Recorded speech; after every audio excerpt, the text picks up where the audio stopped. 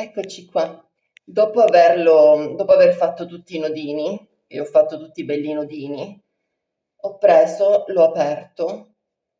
queste due e ho passato il ferro qui, in modo da aprire i margini, aprirli bene. E adesso è fatto. Lo posso chiudere così,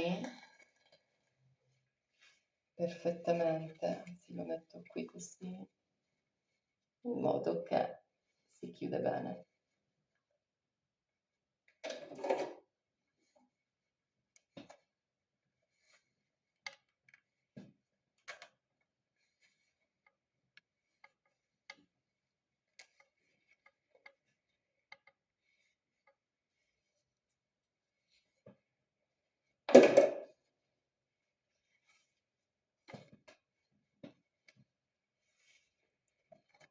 Mettiamolo bene così, anche qui.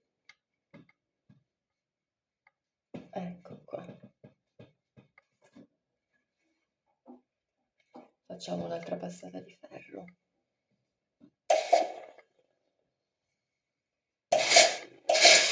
Adesso facciamo la prova del 9 se è venuto bene e mettiamoci dentro il bisco. È bollente. Questa è la parte sopra.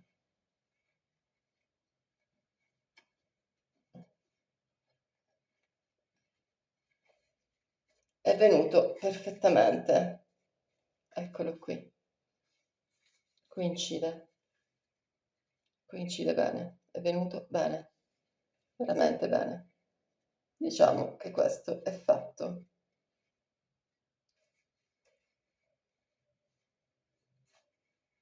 È venuto bene.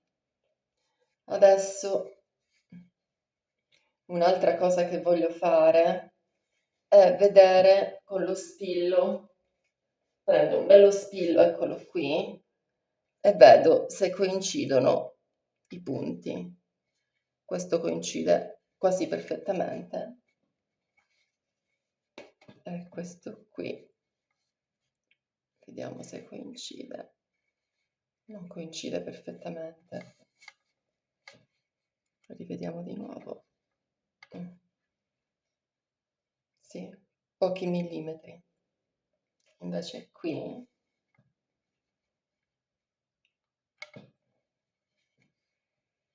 coincide perfettamente invece.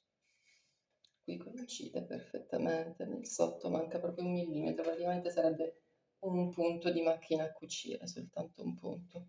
Cioè una cosa così minima che non ne vale la pena proprio. Anche qui sotto coincide quasi perfettamente.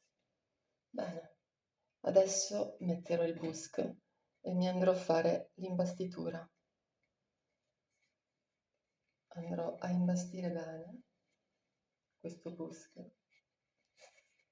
e poi ci vediamo.